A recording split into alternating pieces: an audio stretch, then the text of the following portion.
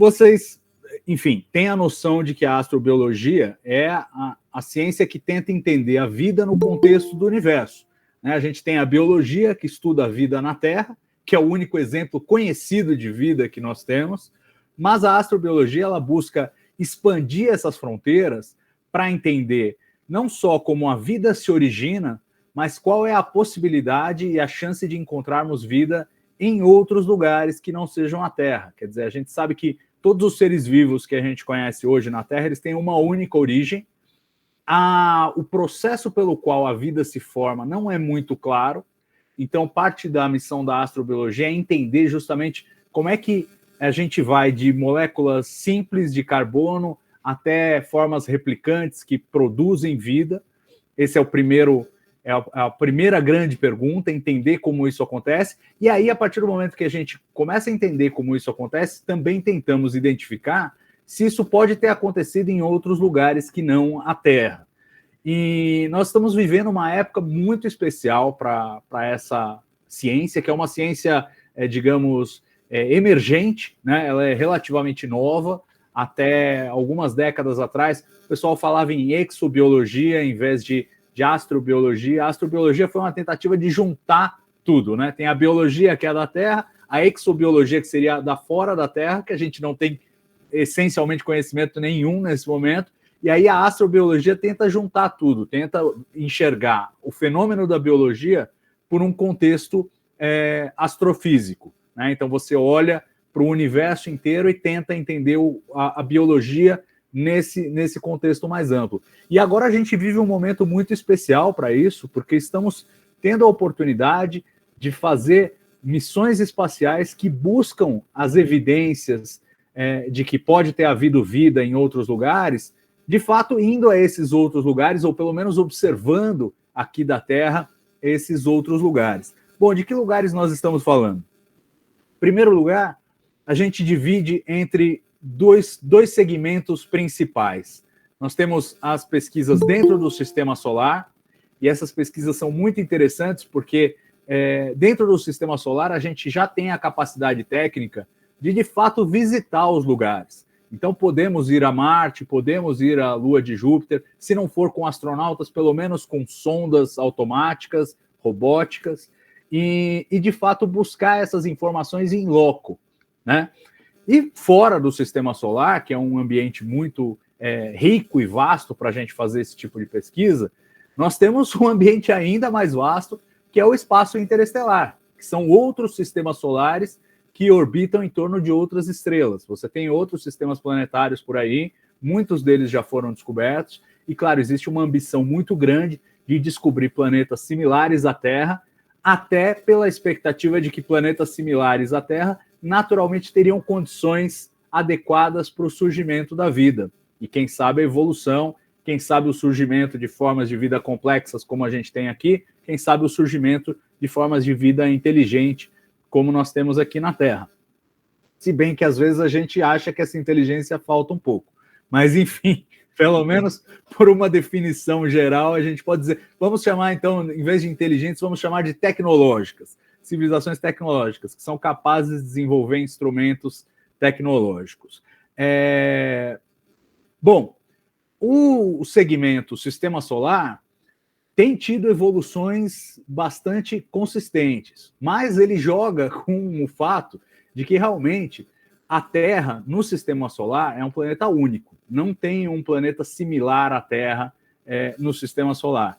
Então, encontrar vida está sendo um desafio muito grande, ou encontrar evidências de vida, passado ou presente, no Sistema Solar, tem sido um desafio muito grande. Quando essa brincadeira toda começou, lá nos anos 60, anos 70, quando começaram as missões espaciais, havia uma expectativa mais ampla de que talvez a gente pudesse fazer uma grande descoberta rápida. Em 1976, a gente teve duas sondas americanas chamadas Viking, né, ou Viking. Elas pousaram em Marte e realizaram experimentos para tentar detectar vida em Marte. Então você já tinha ali um experimento astrobiológico em 1976 sendo realizado. E os resultados foram muito dúbios, o que é ainda mais interessante, mostra o tamanho do desafio de buscar vida fora da Terra. Porque você está buscando uma coisa que você não sabe exatamente o que é, nem em que condições você está buscando. Então, os resultados da Viking, eles tinham 3 experimentos paralelos para buscar vida, e o que chamou mais atenção era um que eles jogavam um caldo nutritivo em amostras de solo de Marte, tudo isso dentro da sonda, e viam qual era a emissão de gases da junção desse caldo nutritivo com o solo marciano. E perceberam ali que havia uma certa produção de CO2, né, de dióxido de carbono, uma coisa que parecia ser evidência de atividade bacteriana naquele solo marciano. Só que, de novo, aí quando eles fizeram o outro experimento paralelo, que era a busca de moléculas orgânicas, o experimento deu negativo. Então você fala, bom, mas como é que pode ter uma forma de vida que está aqui processando, gerando dióxido de carbono, mas ao mesmo tempo você não tem moléculas complexas de carbono? Tem alguma coisa errada nesse conjunto de dados que a gente colheu. E no final das contas, descobriu-se que Marte, na sua superfície, tem uma substância chamada perclorato, e essa substância promove essa reação química que no experimento parecia indicar a presença de vida. Então, no final, refutou-se, né? Um dos dados foi considerado um falso positivo, realmente não haviam detectado moléculas orgânicas, e com isso refutou-se a detecção de vida em Marte. Mas claro que foi um frisson isso nos anos 70, e até hoje o cara que fez o experimento do caldo nutritivo, ele acha que encontrou vida em Marte. Esse exemplo mostra como é difícil detectar vida fora da Terra. Depois desse experimento dos anos 70, a NASA ficou meio ressabiada. Ela falou, puxa, é muito difícil você encontrar alguma coisa que você não sabe exatamente o que é, porque a gente trabalha sempre com o modelo da vida como a gente conhece aqui na Terra, mas pode ser que ela apresente outras versões em outros lugares do universo que a gente não conhece, e logo os nossos experimentos não estão voltados para detectar. Então ela meio que jogou a toalha, passou décadas se preocupando com o seguinte, deixa eu entender Marte primeiro, o planeta, como condições habitáveis podem ter existido em Marte, para depois voltar a procurar a vida. E passou as décadas seguintes, basicamente, trabalhando com a compreensão do que aconteceu com a água de Marte.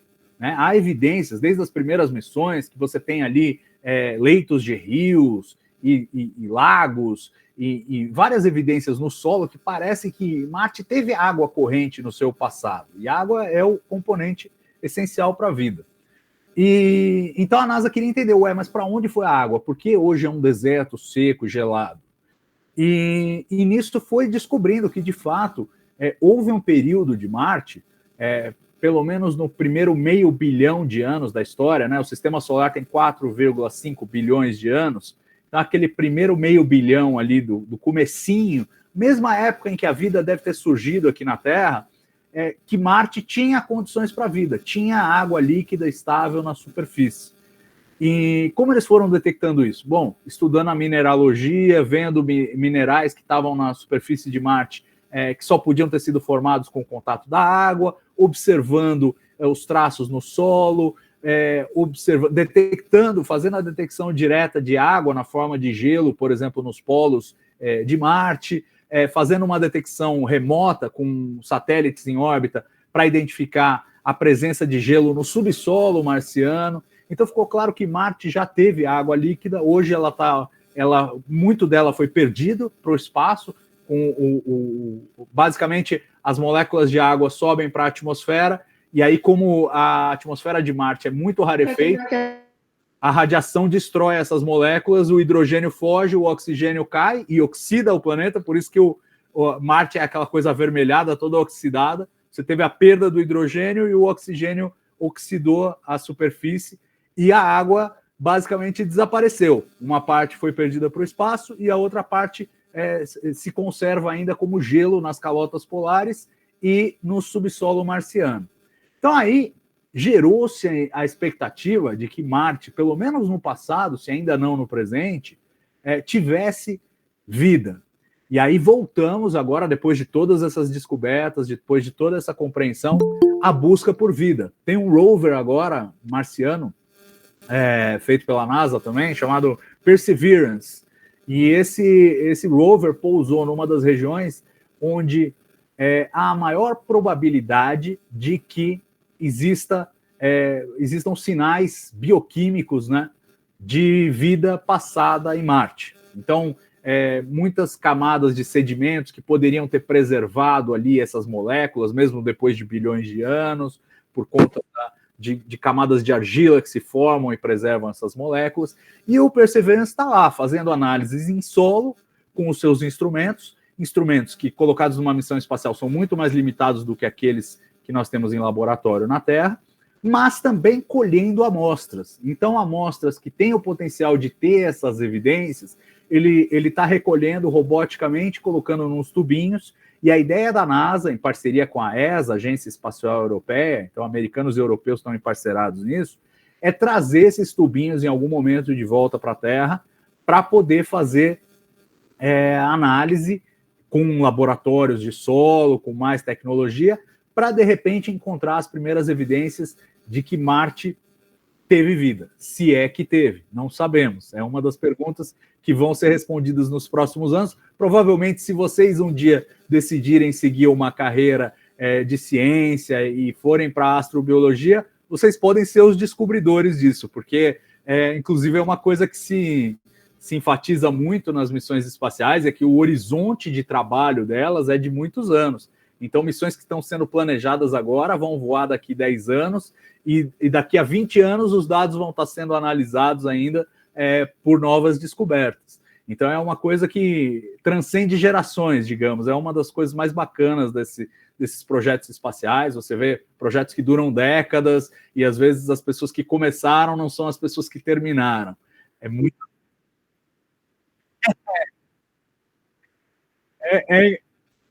É engraçado você falar isso, professor, porque tem gente que fala isso, fala que não, o limite a gente tem que projetar missões que sejam de longa duração, mas tem que ser curto o suficiente para a pessoa que criou ver ela chegar até o final, né?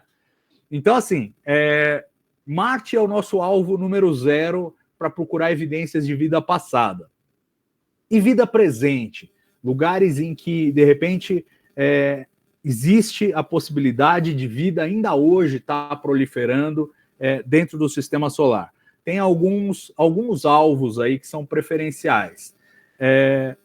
Tem Vênus, o professor Carlos mencionou aí Vênus, a história da fosfina, seria uma molécula que poderia ter ligação com atividade biológica, mas Vênus é o seguinte, lá embaixo na superfície é um forno de pizza, literalmente 460 graus, nada poderia sobreviver na superfície, a superfície é super inóspita, a pressão atmosférica é imensa, mas quando você sobe ali a 60, 40, entre 40 e 60 quilômetros de altitude, aquela faixa da atmosfera venusiana, ela é muito mais fresquinha, temperatura mais ou menos parecida com a da Terra, e a pressão atmosférica também é parecida com a da Terra, mais ou menos uma atmosfera, mais ou menos o que a gente tem aqui ao nível do mar.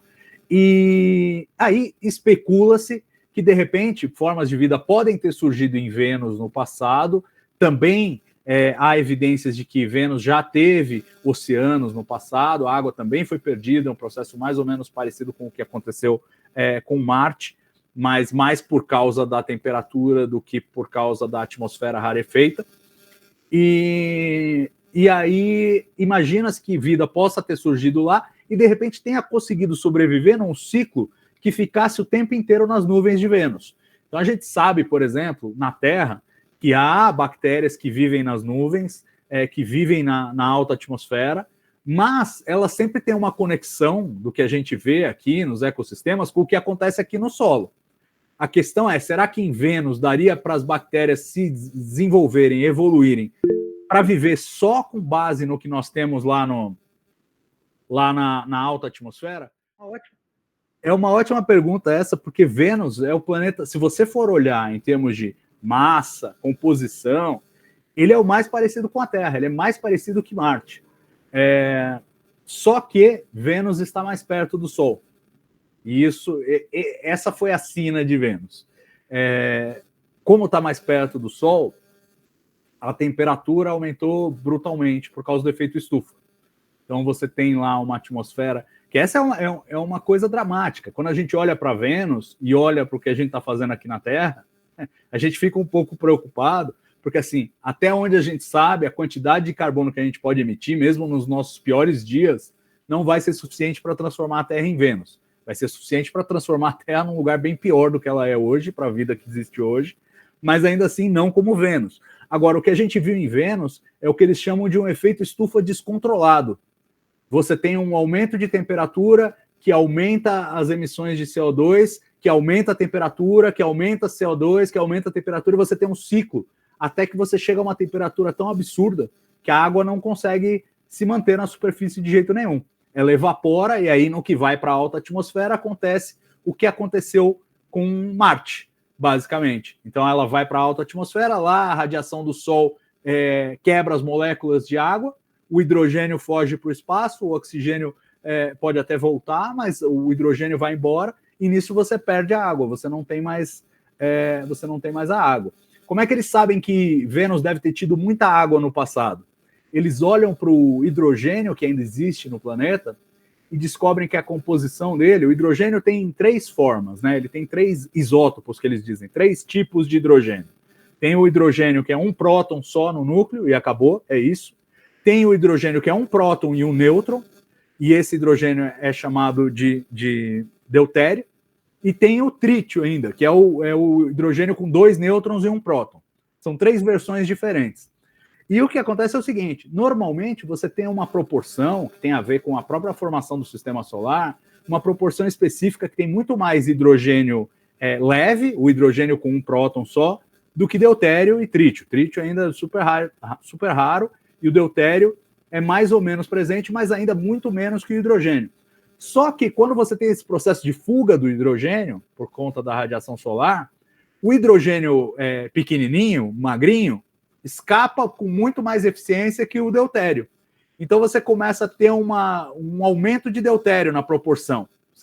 O hidrogênio pequeno vai fugindo, o grande vai ficando mais e se torna mais prevalente. Então a gente sabe que Vênus perdeu muito hidrogênio no passado, porque hoje tem uma concentração maior de deutério. Por isso a gente sabe que ele teve água. Mas aí, com esse efeito estufa descontrolado, a superfície ficou completamente inabitável, inadequada para a vida, pelo menos para a vida como a gente conhece. E é difícil imaginar outra vida que possa viver em Vênus, mesmo pensando em coisas mais exóticas, de forma que se descarta mesmo na superfície a possibilidade de vida, embora nas nuvens de Vênus ainda exista essa possibilidade.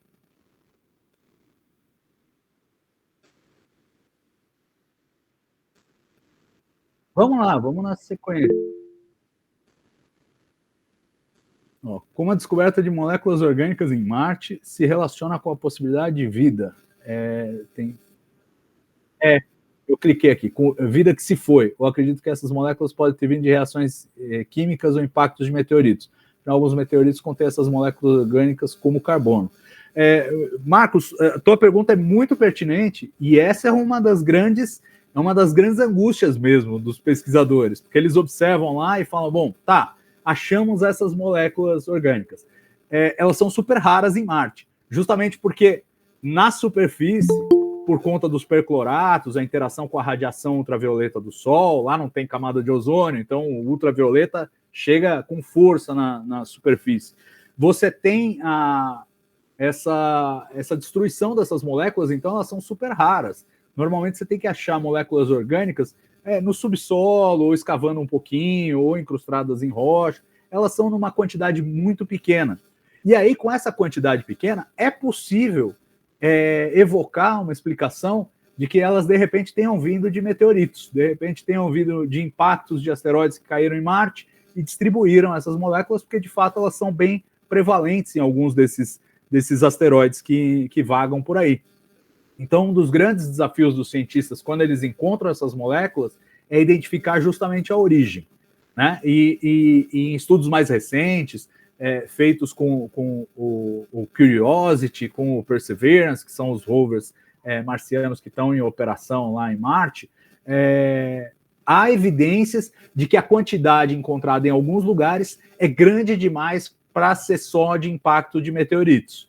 Mas é uma coisa sempre discutível, porque daí presume-se também que a gente entende bem qual é a frequência de impacto de meteoritos, para saber qual é a quantidade que pode ter vindo do espaço e qual é a quantidade que pode estar lá. É sempre um quebra-cabeça muito difícil. E quando a gente trabalha com missões espaciais, a gente lida com questões e respostas incompletas. A gente descobre um pedaço da história, tenta construir um modelo que explique aquilo, daqui a pouco vem uma outra peça, você tem que dar uma alterada no modelo para aperfeiçoar a compreensão que você tem dos processos. Então, essa é um dos grandes desafios. Possivelmente, quando você escava em Marte, e aí muitas missões estão focadas em tentar perfurar as rochas e escavar, você tem uma chance maior de encontrar moléculas que sejam originárias do planeta mesmo e não de impactos de meteoritos. Mas é uma questão que ainda atormenta os cientistas até hoje, e eles continuam trabalhando para tentar fazer essa identificação de onde que são essas moléculas orgânicas. E é por isso, quando você pergunta como se relaciona com a possibilidade de vida passada, é por isso que eles não podem cravar e falar, isso aqui é evidência de vida passada. Porque, primeiro, eles precisam encontrar moléculas complexas que sejam só produto de vida, e isso ainda não foi feito. Né? Você tem moléculas orgânicas relativamente complexas, mas que podem ser produzidas sem vida, como aminoácidos, coisas que você encontra em meteoritos. Então, eles precisam achar essas moléculas complexas, só que você tem um instrumento lá para identificar a composição química com esse nível de refinamento, colocando numa espaçonave que tem limite de tamanho, limite de massa, é bem complicado. Então, eles ainda não encontraram nada que pudesse dizer, olha, realmente tem evidências de vida. O que dá para dizer assim, tem os ingredientes estavam lá. E aí a questão é, os ingredientes realmente foram usados na receita e a vida surgiu em Marte? Essa é uma resposta que a gente ainda não tem.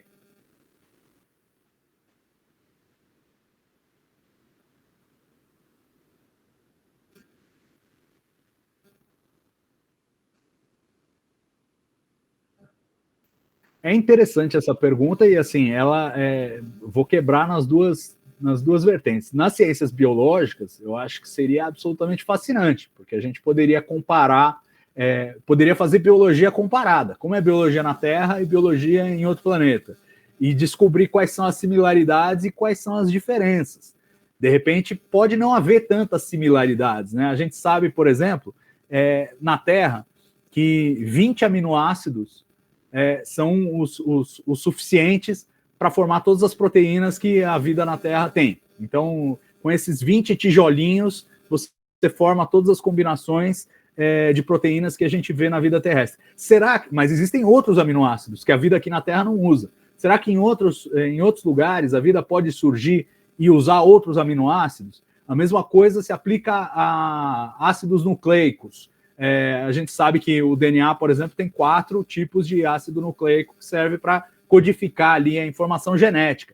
Será que você pode ter outros ácidos nucleicos em uma molécula de DNA, uma molécula similar ao DNA, que decodifiquem de forma diferente a informação genética de outras formas de vida? É engraçado que os cientistas exploram essas questões em laboratório. Então, eles tentam fazer proteínas com outros aminoácidos que não são os que a vida usa. Eles tentam fazer sistemas de informação genética, como RNA e DNA, com outros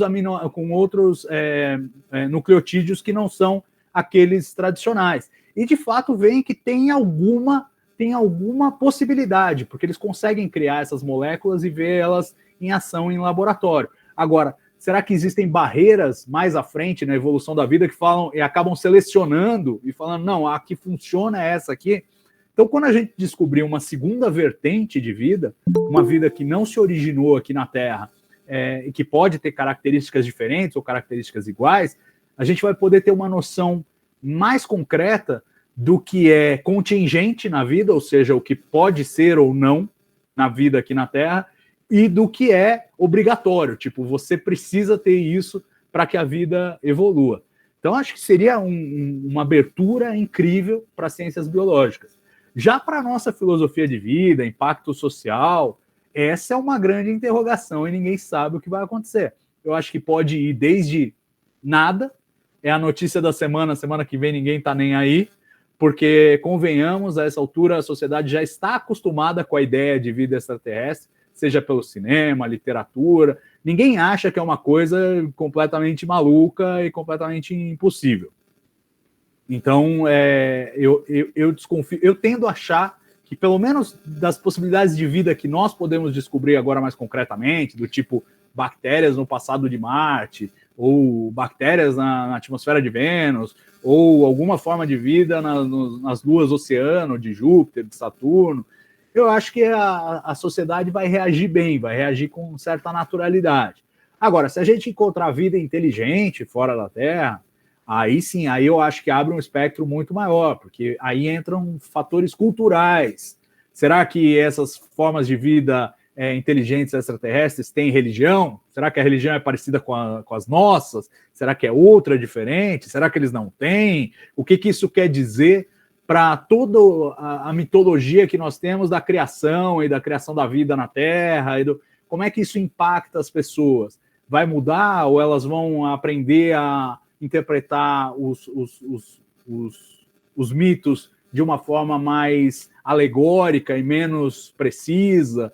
Aí vira loucura. Não sei o que pode acontecer. Então, eu vejo assim, vida simples tende a ser uma reação mais suave. Vida complexa, vida inteligente, a coisa pode ser mais complicada. Mas a gente só vai saber quando descobrir mesmo.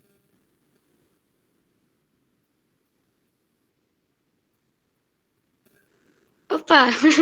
Primeiramente, boa tarde. Eu queria fazer uma pergunta que, assim, pode parecer meio boba, mas eu sempre tive essa pergunta porque eu sempre ficava vendo na internet, por exemplo, planetas que muitas pessoas afirmam dizer que parecem muito com a Terra, como assim, com a água e a Terra em si, né? O verde que tem. E eu queria perguntar se tem a possibilidade ou se mesmo existe. Cientistas já encontraram planetas iguais à Terra, como eu estou explicando, se tem água e terra. Eu queria que o senhor respondesse essa pergunta, porque é uma pergunta que eu tenho por anos na minha mente. E eu nunca tive a chance de ter ela respondida em si por algum cientista, alguém que sabe muito dessa área. A sua pergunta não só não é boba, como é muito pertinente, é uma das angústias minhas como comunicador de ciência, escrevendo, porque a gente fala assim, planetas similares à Terra, planetas parecidos com a Terra, e às vezes presume que as pessoas... O que isso quer dizer? Veja só, Rita. Primeiro, quando a gente fala de planetas fora do sistema solar, a gente sequer tem, tirando pouquíssimas exceções, a gente sequer tem uma imagem desses planetas. A gente não sabe nem como eles se parecem, não tem uma foto deles.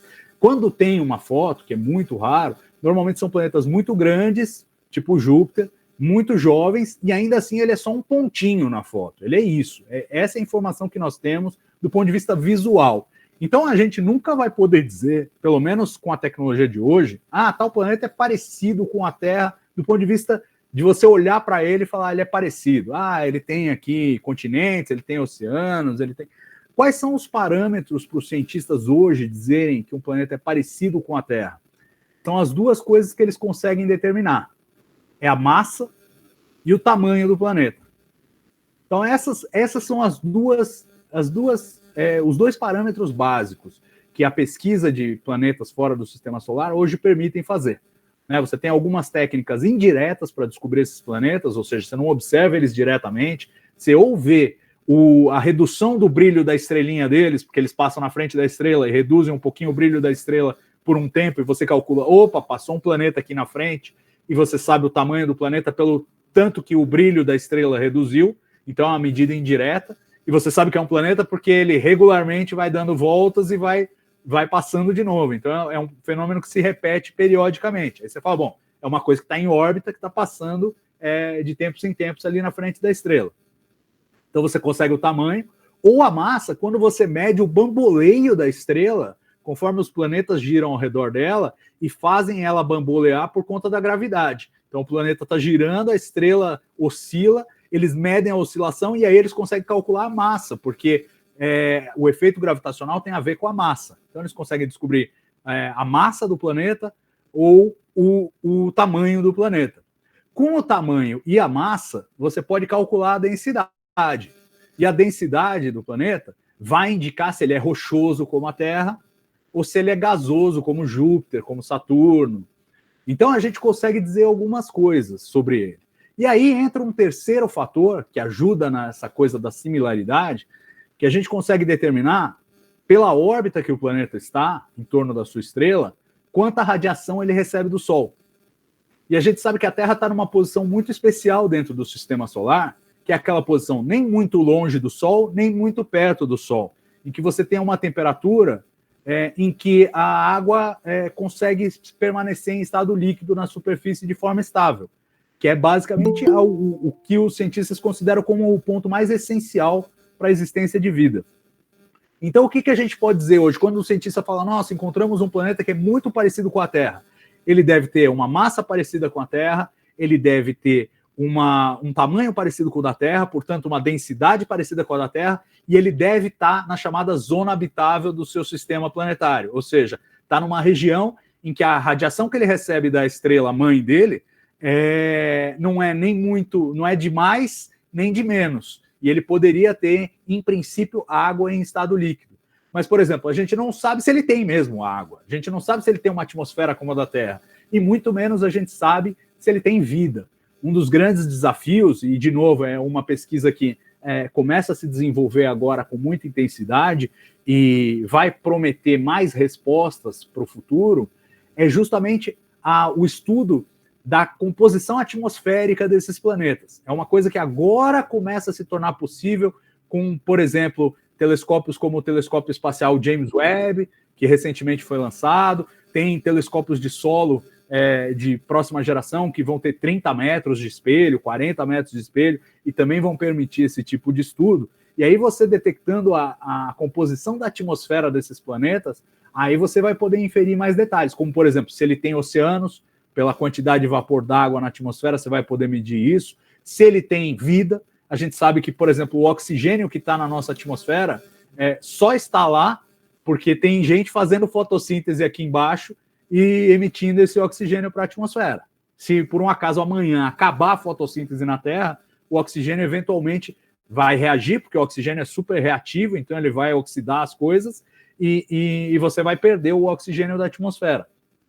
Então, se a gente, daqui a 5 anos, detectar um planeta que tem o tamanho da Terra, tem a massa da Terra, tem a densidade da Terra, está numa órbita parecida com a da Terra em torno do Sol, e tem na sua composição atmosférica uma boa quantidade de oxigênio, vapor d'água, alguns elementos essenciais, metano, por exemplo, que pode ser indício de vida também, a gente vai poder dizer, olha, acho que esse planeta aqui realmente é parecido com a Terra, deve ter oceanos e deve ter vida. Mas ainda não chegamos lá, estamos chegando lá. Vai ser uma coisa para os próximos 5, 10 anos, que a gente vai começar a ter instrumentos capazes de dizer mais do que aqueles elementos básicos sobre os planetas. Então, tudo que você ouviu até agora sobre exoplanetas, quando fala que é parecido com a Terra, é parecido em termos, é parecido no tamanho, na massa e na posição no sistema ali, na quantidade de radiação que ele recebe.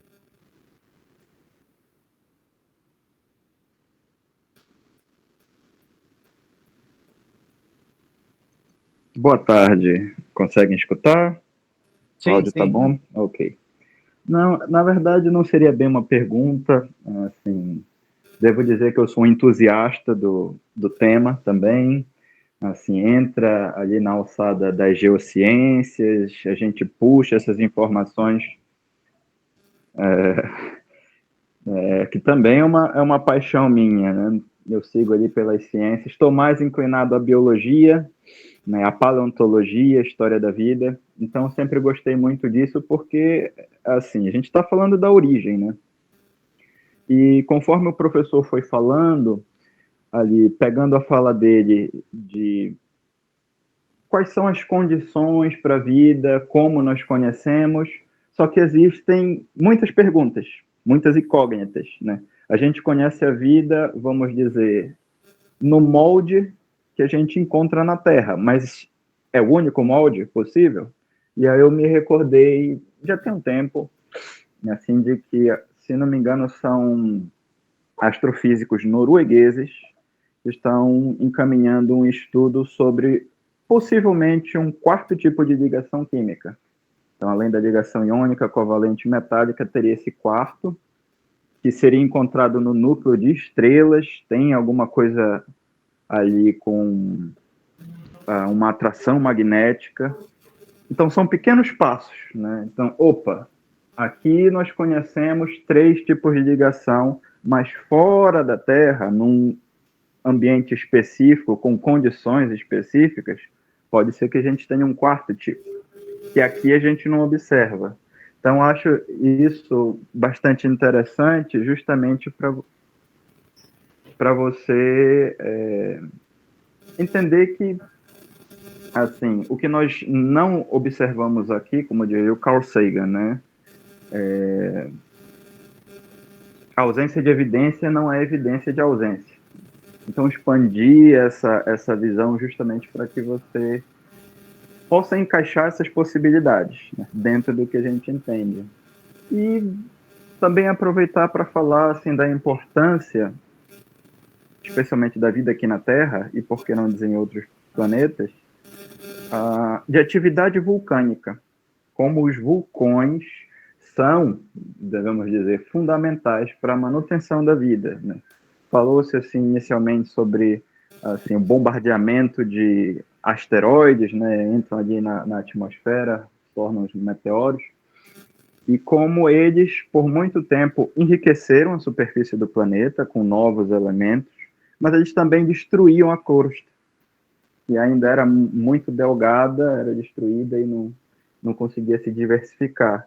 Mas a partir do momento que você tem a atividade vulcânica espessando a atmosfera com os gases, você começa a tornar a superfície do planeta mais protegida desse ataque, né? E, a partir daí, novas formas de vida vão poder ocupar esses terrenos que os vulcões estão permitindo que se formem, né? Então, uma crosta mais diversa, por que não dizer uma hidrosfera que vai cobrir essa crosta. Então, acho que, assim, é bem legal a gente discutir isso tudo, porque você tem que ir puxando muitas informações para desenhar essa história. Não, sem dúvida. Uma das características da astrobiologia, e por isso ela é tão fascinante, é que ela é multidisciplinar. Você falou de elementos aí de geociência que são super importantes, não só o vulcanismo, mas também o tectonismo. Me parece muito importante. Uma das diferenças essenciais entre a Terra e Vênus tem a ver com o tectonismo, porque Vênus tem o vulcanismo, como nós temos. Só que sem o tectonismo, o vulcanismo só joga mais carbono na atmosfera. Com o tectonismo, você tem carbono voltando também para dentro do planeta. E aí você tem um ciclo do carbono. E aí você não tem aquela atmosfera, você pega hoje a atmosfera de Vênus, ela é 100 vezes mais densa que a atmosfera terrestre, e toda de CO2. Isso é por quê? É porque é só o vulcanismo botando CO2 na atmosfera, mas você não tem o tectonismo para jogar carbono de volta para o interior do planeta. Então, assim, tem muitos e muitos fatores que influenciam. E, claro, aí o tectonismo tem uma relação com a presença de oceanos. Se tem oceano, isso favorece a existência do tectonismo. A gente ainda não tem com uma clareza absoluta como é que se dá esse processo e que tipos de tectonismo você pode ter. Você olha, por exemplo, as luas geladas de Júpiter, você tem tectonismo ali de outra ordem, porque são o gelo que forma as placas, etc. Então, assim, são todos fatores que influenciam na possibilidade ou não de um ambiente específico ter vida. A gente não sabe, a essa altura, quais são necessários e quais são contingentes. Quais são aqueles que simplesmente se manifestaram na Terra, mas que, de repente, se a Terra não tivesse, a vida teria surgido, e quais são necessários. Por exemplo, a presença da Lua. Disse que a presença da Lua, uma Lua grande, aí, comparado ao tamanho do planeta, no nosso caso, ela ajuda a estabilizar o eixo de rotação da Terra, com isso tem menos variação climática dá mais chance para a vida persistir e evoluir, porque você não tem mudanças tão radicais que a vida não tem tempo de se adaptar e é extinta. Então, há cientistas que defendem, por exemplo, que a presença de uma lua como a da Terra é fundamental para a vida. Será que é mesmo? Não sabemos. É uma especulação, faz-se inferência sobre isso, mas enquanto a gente não encontrar outras formas de vida em outros lugares para que a gente possa comparar, fica difícil cravar que sim ou que não. Mas, de toda forma, muito pertinente o seu comentário, porque mostra realmente que a astrobiologia ela lida com todas as ciências. Você vai ter que ter química, vai ter que ter geociência, vai ter que ter bioquímica, vai ter que ter astronomia, astrofísica. Tudo isso se combina para a gente entender a biologia, evidentemente. Tudo isso se combina para a gente poder ter um quadro mais complexo do que é o contexto da vida no universo como um todo. Vai. Quem abrir o microfone primeiro, vai. Opa! Pronto. Boa tarde. Boa tarde. Só para dizer, é o Davi, tá? Porque esse meio aqui é outro. Tá, eu só queria perguntar uma pergunta bem simples assim. Além do carbono, quais são os outros elementos que são considerados a base da vida, assim, no geral? Acho a sua pergunta muito pertinente, até para tocar num ponto que o Daniel Silva levantou, aquela coisa das possibilidades, além da vida como nós a conhecemos, né? Será que existem outras possibilidades de vida, coisas que a gente não consegue nem imaginar aqui direito, aqui na Terra? E aí se conecta com essa pergunta que você fez, porque a gente fala assim, poxa, aqui a vida é baseada no carbono, principalmente, né? Será que pode ser baseada em outro elemento?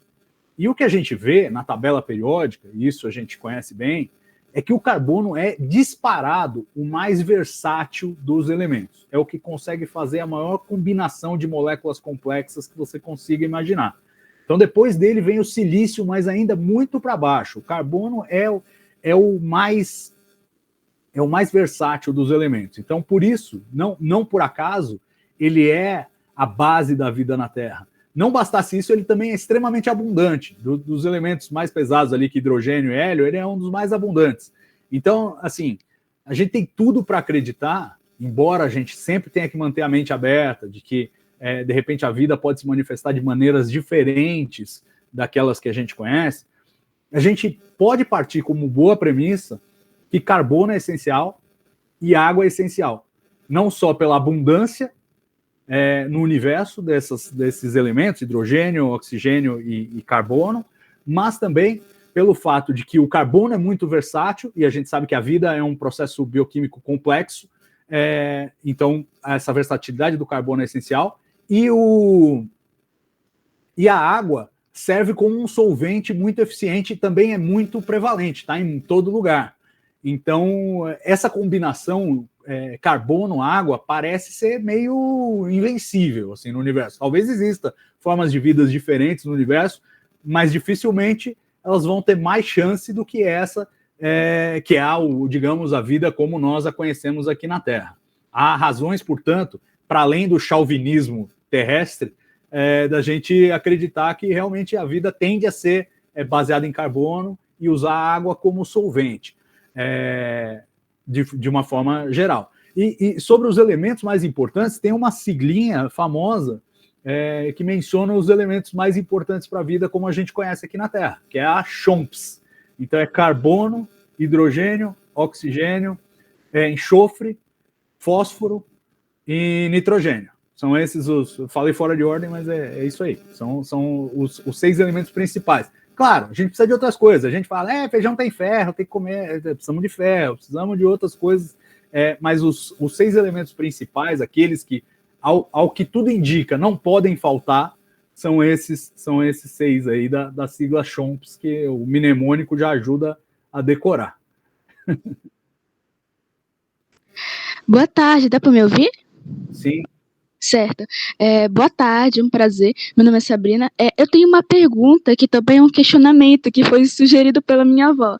Em relação à missão Apolo 11, a famosa Apolo 11, aí da Lua, se realmente foi concretizada, porque minha avó tem esse questionamento há muito tempo, e, tipo, por exemplo, a pegada da Lua, porque, tipo, a superfície da Lua é uma superfície rochosa, então, tipo, como é que eles conseguiram fazer essa pegada, sendo que é uma superfície rochosa da Lua, e também as consequências, tipo, como é que eles conseguem voltar em segurança, também o mais importante, com vida, para a Lua, e as outras missões também, como é que vai ocorrer, esse tipo de coisa assim, sabe? Adorei a pergunta da pegada, porque essa eu nunca tinha ouvido. Tem muitas dúvidas sobre a missão lunar, mas essa da pegada, a questão é a seguinte: a superfície da Lua, ela é feita de um material que eles chamam de regolito. O que é o regolito? É basicamente areia. E por que areia? O que acontece na Lua? A Lua não tem atmosfera. Então, qualquer meteorito que impacta lá, e lá tem de todos os tamanhos, porque aqui na Terra, com a atmosfera, os meteoritos menores queimam na atmosfera e não chegam ao chão, né? Então, os meteoros não chegam ao chão, não viram meteoritos. Lá na Lua, qualquer pedrinha que está vagando pelo espaço bate e abre um buraco, como a gente vê, né? A gente vê até a olho nu, a gente vê que a Lua é toda esburacada. Se olhar pelo telescópio, vai ver mais ainda as crateras, como o solo é irregular. Por quê? Muita pancada, muito asteroide que bate lá e abre buraco na Lua. Quando abre o buraco na Lua, o que acontece com a pancada? Sobe um monte de material. Esse material, né, é ejetado da Lua, mas eventualmente a gravidade traz de volta e ele cai e vai recobrindo. Com isso, a Lua é toda coberta por esse material bem poroso e basicamente areia, né? Só que areia lunar, diferente da areia que a gente encontra na praia e na Terra. Então é um terreno relativamente fofo, que daria para você deixar uma pegada. Aliás, a angústia dos cientistas, quando eles foram mandar as primeiras missões à Lua, isso antes das missões tripuladas, porque antes das missões tripuladas, missões robóticas pousaram na Lua. Então, antes da Apollo 11, missões robóticas da União Soviética, dos Estados Unidos, pousaram na Lua e tiraram fotos e tudo mais. E uma das grandes angústias deles era assim: a gente não sabe qual é a resistência desse regolito. Vai que se a gente pousa ali, o negócio afunda, igual areia movediça, porque a gente não sabe qual é o nível de porosidade, qual é a chance do negócio parar em pé na superfície da Lua. Então a angústia deles no começo não era nem não tem como fazer pegada porque é muito duro, muito rochoso. Era o contrário, eles tinham medo de afundar, né? Mas aí fizeram os primeiros pousos, viram que realmente o solo resistia a um pouso, ao peso que se colocasse ali, até porque a gravidade da Lua é menos intensa que a da Terra, é um corpo menor que a Terra, então a gravidade é menos intensa, e constataram que dava para pousar. E a questão de como ir, como voltar, bom, essa é uma questão longa, né? Tem a ver com quantidade de combustível para você poder fazer a viagem de retorno, lidar com a radiação, e assim, as medidas de radiação mostram que seria perfeitamente tolerável para um ser humano ir até lá e voltar no tempo que eles foram e voltaram. Tem as rochas lunares que foram trazidas, então o pessoal estuda hoje e tem a convicção de que vieram da Lua mesmo, porque elas não são como as rochas da Terra, têm as suas diferenças e peculiaridades que só poderiam ter se originado na Lua. Então, assim, tem muitas evidências de que não só a Apollo 11, como a Apollo 12, a Apollo 14, a Apollo 15, a Apollo 16 e a Apollo 17 pousaram na Lua com astronautas, que é outra coisa que o pessoal não lembra. O pessoal fala da Apollo 11 como se fosse uma coisa solta, assim, como se não tivessem missões antes e missões depois. Houve muitas. E a essa altura, até hoje, aí a gente vê uma nova onda, né, de missões para a Lua, todo mundo pousando na Lua. Vão pousar com astronautas de novo ainda nessa década, então sua avó vai poder ver novamente. Mas de fato aconteceu. E a história da pegada é essa: que a Lua é feita de um material poroso por causa dos impactos e aquela areiazinha fica por cima de toda a superfície. Uma pergunta e se na verdade, tava pensando aqui a possibilidade, e se na verdade já existem vida fora da Terra, mas a gente não sabe? É porque, assim, o Sol, a luz, a velocidade dela é 300 mil quilômetros por segundo. A luz do Sol demora 8 minutos para chegar aqui na Terra. Ou seja, quando nós olhamos para o Sol, estamos vendo ele 8 minutos no passado. E se, na verdade, quando nós vemos um planeta distante, que está, uns 300 mil anos-luz da gente, a gente está vendo ele 300 mil anos no passado, e se, na verdade, no tempo atual que ele está, no tempo terrestre nosso, já exista vida, só que nós não sabemos porque nós estamos olhando ele no passado. Essa possibilidade me assusta um pouco, mas também me deixa concreto, tipo, por que ainda nenhuma civilização inteligente veio visitar a gente ou qualquer outro do tipo? Por que ainda não achamos uma vida diferente da nossa, nem que seja bactéria ou qualquer outra coisa? Essa é a minha pergunta. Não, beleza. E acho que se conecta com o que você botou aqui no chat sobre o paradoxo de Fermi. O nome do paradoxo é o paradoxo de Fermi. Aquela coisa, pô, você tem tanta probabilidade de ter vida em tudo quanto é lugar, onde que eles estão? Porque a gente não achou ainda, né? E é uma pergunta pertinente, é uma pergunta que continua em voga. Existem 1000 respostas para o paradoxo de Fermi. Eu acho que a mais sensata que a gente deve assumir nesse momento é que nós simplesmente não procuramos o suficiente para dizer. Né? Então, aí você cita uma questão que é muito importante, que é a distância, o tempo que a luz leva, que qualquer sinal leva para transitar pelo espaço. No caso da gente estudar planetas fora do sistema solar, isso não é tão relevante para a gente, nem acho que faz evocar esse pensamento de que a vida pode ter existido lá, mas a gente está vendo o planeta numa época anterior, então não estamos detectando. Primeiro porque a gente ainda não consegue detectar de fato. Então, mesmo que a gente estivesse vendo esse caso, a nossa tecnologia ainda não permite dizer com certeza se tem vida ou não nesse planeta. Segundo, que os planetas que a gente está podendo observar nesse momento, eles estão num raio muito mais próximo. Então, é difícil você ter estudos de um exoplaneta, né, um planeta fora do sistema solar, que esteja a mais de 500 anos-luz daqui. Ou seja, a diferença de tempo seria de 500 anos. E 500 anos, assim, do ponto de vista da vida, não é nada. Do ponto de vista da nossa vida pessoal, é muito. Mas do ponto de vista da vida como processo biológico que toma conta de um planeta, não é nada. Então, você poderia arredondar 500 anos como zero, nesse caso. Falar, bom, estamos vendo como ele é agora, porque em 500 anos não vai mudar muita coisa. A não ser que apareça uma espécie inteligente como a gente e estrague tudo rapidamente, que é o que a gente está fazendo aqui na Terra. Então, mudanças assim muito radicais, ou sei lá, um impacto de asteroide, pode ter uma mudança radical na biosfera, mas em geral 500 anos não seriam suficientes para fazer uma mudança tão drástica, a ponto da gente falar, não, a gente não está vendo, mas é que surgiu depois que a luz saiu e a gente ainda não viu, mas vamos ver no futuro. Essa não é uma coisa que a gente considera muito nesses estudos, mas eu acho que ela tem sim um impacto quando a gente fala do paradoxo de Fermi, quando a gente fala, se os ETs estão por aí, por que a gente não encontrou ainda? E o paradoxo de Fermi é baseado na ideia de que Droga, o tempo está acabando, o assunto é tão bom. O paradoxo de Fermi, ele está baseado na ideia de que se uma civilização inteligente surgisse na galáxia, ela se espalharia tão rapidamente, mesmo indo devagar, a velocidades abaixo da luz, e se ela se espalhasse pela galáxia, ela estaria em todo lugar em pouquíssimo tempo. E como o universo é muito velho, já deveria ter acontecido isso. Né? Então, essa é a base do paradoxo de Fermi. Agora, o que a gente tem que ver é o seguinte, talvez a gente não tenha visto, primeiro, porque civilizações não tendem a colonizar a galáxia inteira, é uma possibilidade. Segundo, porque talvez eles nem saibam, aí sim, que a gente está aqui. Porque nós estamos emitindo sinais de rádio para fora faz uns 100 anos só. Então, digamos que numa bolha de 100 anos-luz, uma civilização que esteja a 100 anos-luz possa detectar a gente e falar, opa, tem gente emitindo rádio ali naquele planetinha ao redor do Sol. Mas quem estiver mais longe que isso, o nosso sinal ainda não chegou.